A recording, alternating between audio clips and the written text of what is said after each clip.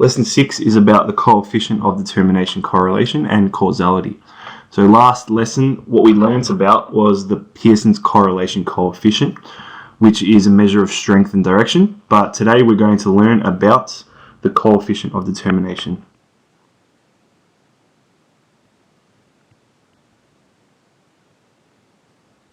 Please don't get these two confused, okay?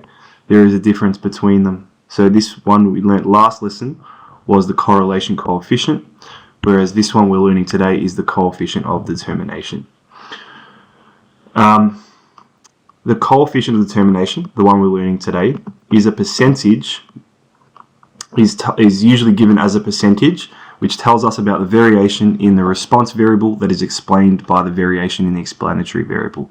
This sounds very fancy, but we'll delve into it a bit more. What you really need to know, though, before we understand what it actually is that what we learned last lesson was the R, correlation coefficient, and what we're going to learn today is the coefficient of determination, which is essentially the thing we learned last lesson, but squared.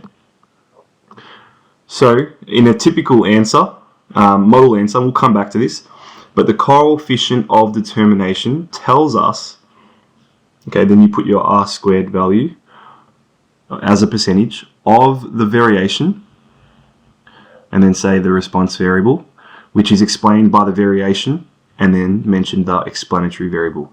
So that might not make sense just yet. We're going to come back to this. Let's go straight into an example. Okay, so if the correlation between weight and height is 0.8, first find the value of the coefficient of determination. Express your answer as a percentage. So firstly, we know that R is 0.8, but what we want to do is actually square it. So to get the coefficient of determination, we square 0.8. But except we just need to square it. So 0.8 squared. Okay, so what you need to do is put that in your calculator, and 0.8 squared should get you a decimal of 0.64. Now, I guess the hardest part about this would be turning this into a percentage. So all you really need to do is multiply that by 100. 0.64 times it by 100, that gets you 100. No, it doesn't. That gets you 64%. So therefore you can say that the coefficient of determination equals 64%. What this means is, let's interpret this now. Interpret the value of the coefficient of determination in terms of the variables weight and height. So this is what we call the model answer. This sort of should be how we can answer interpreting this value most times. So what we're going to do is we're going to copy this. All right. And we're going to put it in here.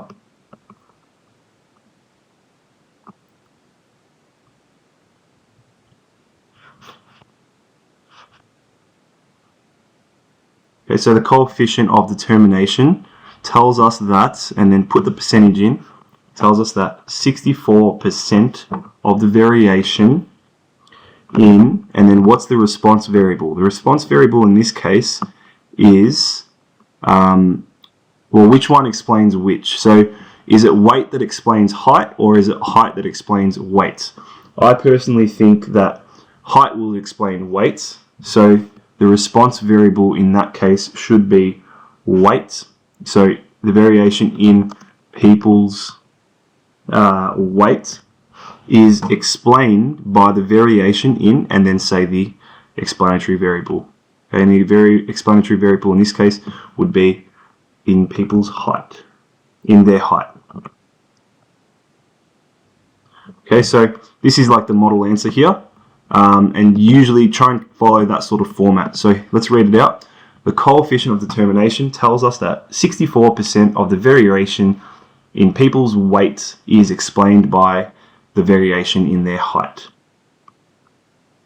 What do we mean by explain, though? Okay, so if we were to talk about a group of people, their weights and heights will vary. Some will be taller, some will be shorter, some will be heavier, some will be lighter. But one explanation is that taller people tend to be heavier and shorter people tend to be lighter. The height being the explanatory variable and the weight being the response variable. The coefficient of determination tells us that 64% of the variation in people's weights can be explained by their heights. That's what we just answered, okay? So the rest of the variation, so we said 64% of it is related to the explanatory variable, but the rest of the percentage, 36% of their weights will be explained by other factors, such as diet, lifestyle, build. This is what we get just from our data, okay, just from analyzing our data. This doesn't necessarily mean it's exactly true for everyone around the world, but this is based on what we have analyzed in our data. So we could say that 36% of the variation in weight is not explained by their height. Okay, so that's what this whole sort of lesson's about. So let's get on to another example. Scores on tests of verbal ability and mathematical ability are linearly related with correlation coefficient, 0.275. Determine the value of the coefficient of determination, write it in percentage terms, and interpret. In this relationship, verbal ability is the explanatory variable. So in terms of this problem here, we're trying to say how well can someone speak and how well can someone do maths. Is the ability of how well they can speak a direct relationship with how well they can do maths? So first thing is to look at the R value that's been given to us. We know from the previous lesson that this value of 0.725 means that this is sort of like a weak relationship because it's not exactly close to 1 or -1. But let's try and first work out the coefficient of determination. So R squared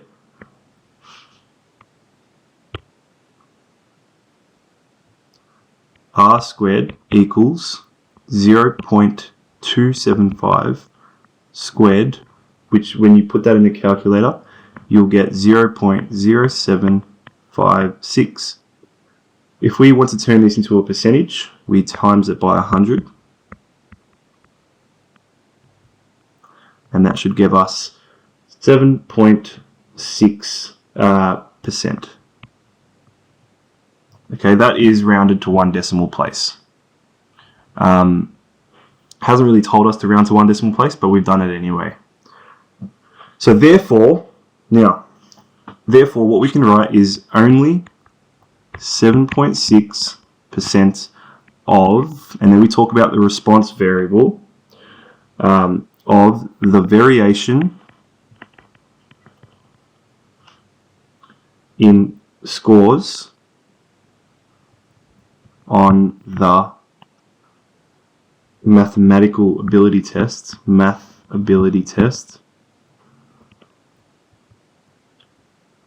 can be explained by the variation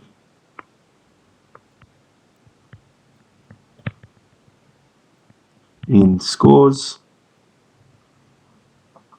on the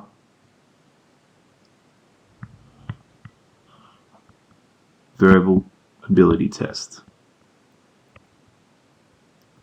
So this whole section here that I've just highlighted in green, okay, is essentially what we just did in the previous page with that model answer. Okay, so this model answer here is talking about what the actual coefficient of determination tells us. So it tells us that the percentage of the variation in the response variable is explained by the variation in the explanatory variable. What we've got here is we've got 7.6% of the variation in the response variable, which is maths ability test, can be explained by the variation in scores on the explanatory variable, which is the verbal ability test. So we can further interpret this and say that clearly scores on the verbal ability test are not good predictors because it's such a low percentage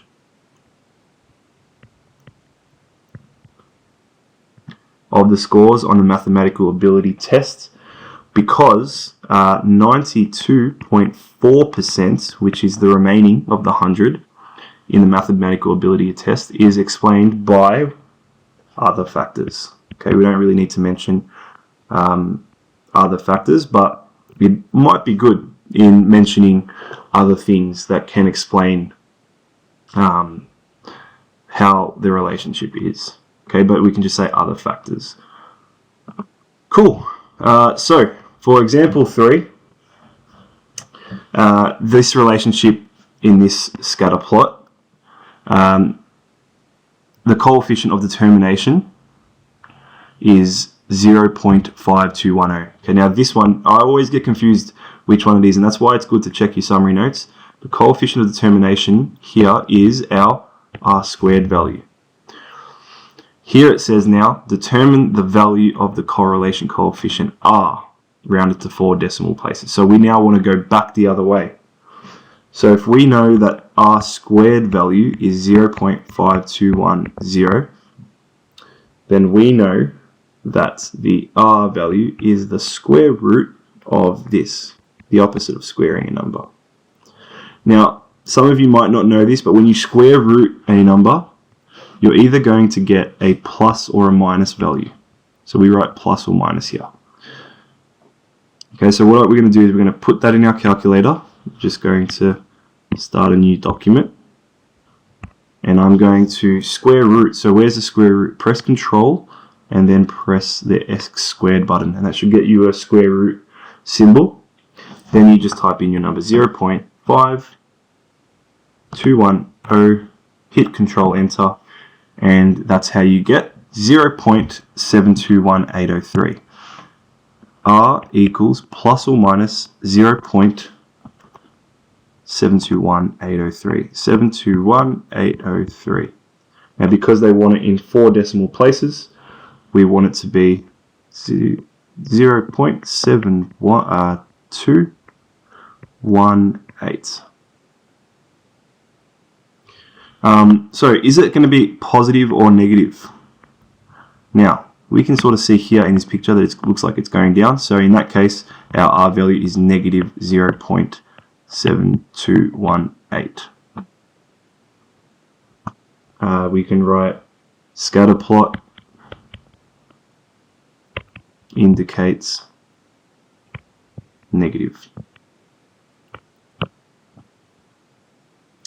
So when you're investigating the associations of your data, your first decision is choosing the appropriate graph to display and understand the data you've been given. The decision depends on the type of variables involved. So this whole topic so far, we've said, okay, categorical, numerical, categorical, categorical, numerical, numerical. So which one is it?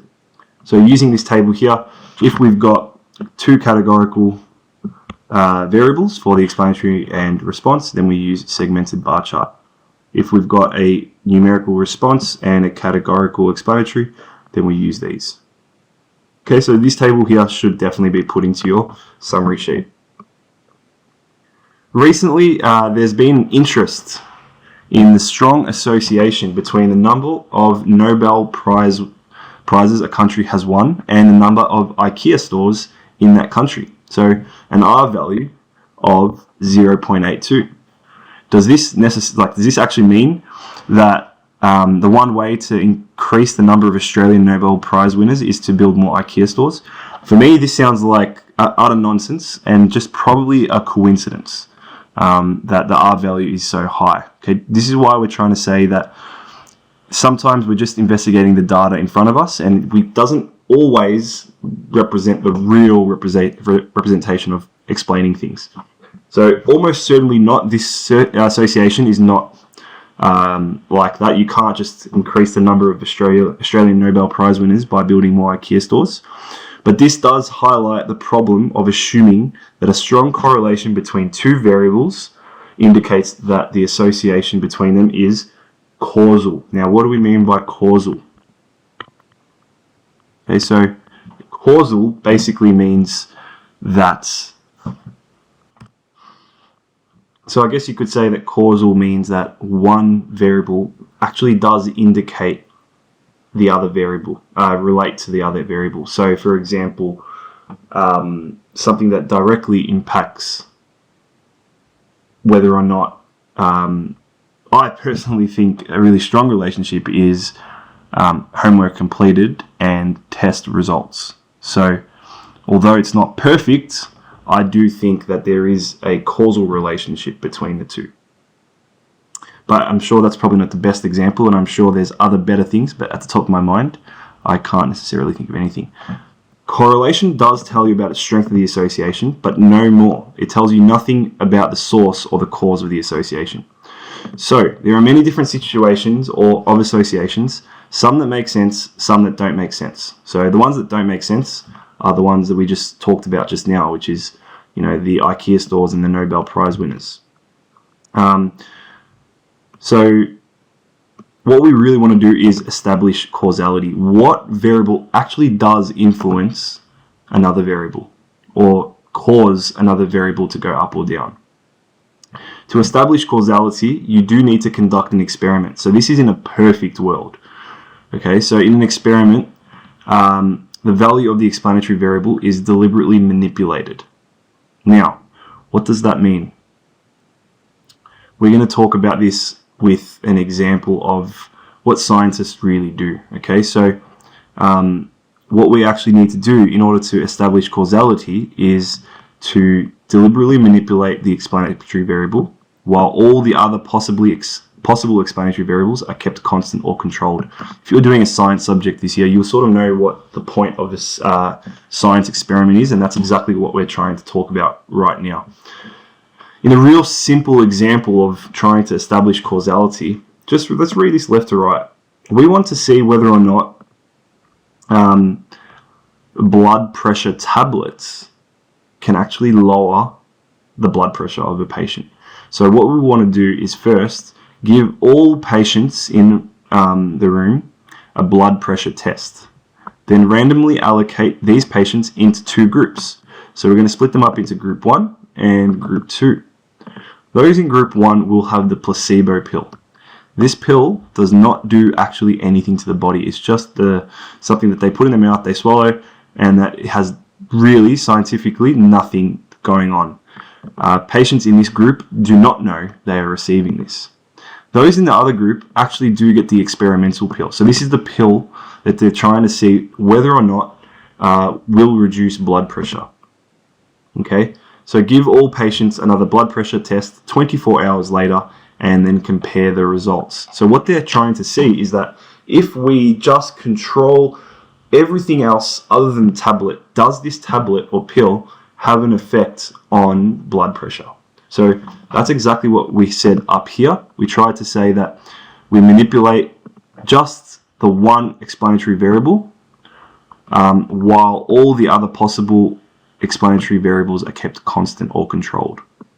Okay, so that's how we really establish causality. So hopefully in this case, if this scientific test is successful, well then those with the placebo pill, which is a fake pill, they should technically still have the same blood pressure as they did here compared to here.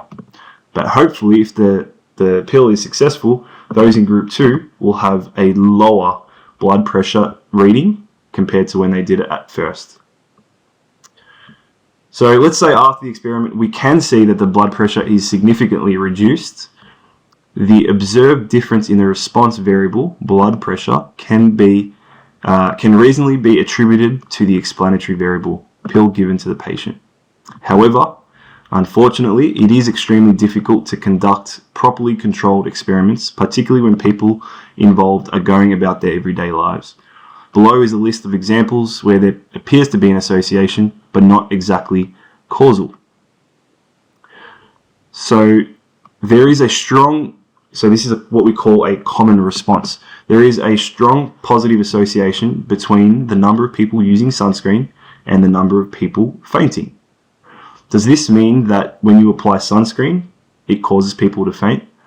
No, not really.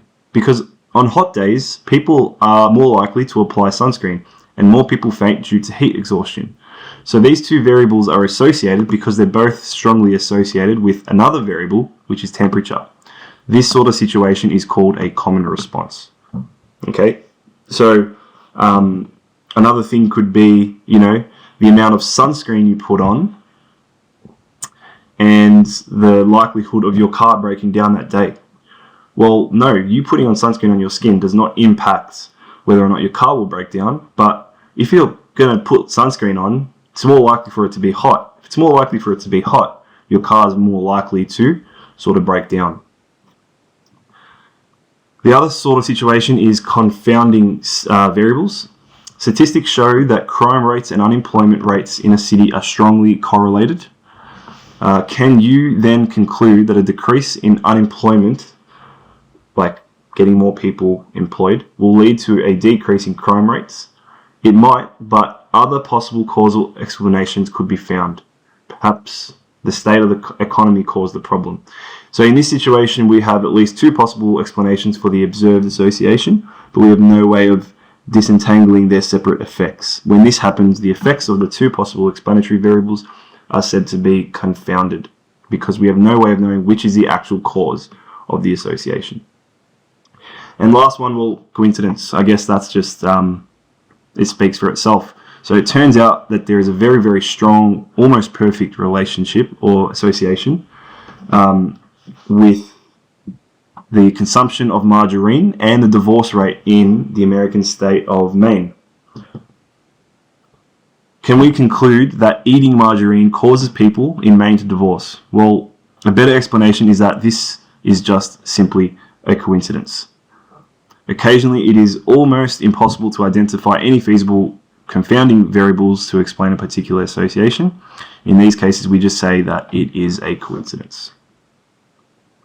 At the end of all this writing, it is suggestive, however strong association may be, this alone does not provide sufficient evidence for you to conclude that these two variables are causally related. Now, hopefully you remember what that word means. Causally or causally, it sort of basically means that one is the only reason why the other one will go up. Okay, so unless the association is totally false and devoid of meaning, it will always be possible to find at least one variable somewhere around in the background that could explain the association. By itself, an observed association between two variables is never enough to justify the conclusion that two variables are causally related, no matter how obvious it is. So what I did say before about doing homework and getting better grades, although I did say it was causal, I guess what we really could say is that it's actually not possible to have one variable alone that indicates the success of a maths test, because if that was the case, us as teachers would know how to get all of you to do so well, to get all of you to get 100%. So there is a lot of reading in this one, and a lot of understanding the different problems and the word causal, but go through all these lessons here, 2G, 2H, and 2I, and that's how you can complete lesson 6. Thank you.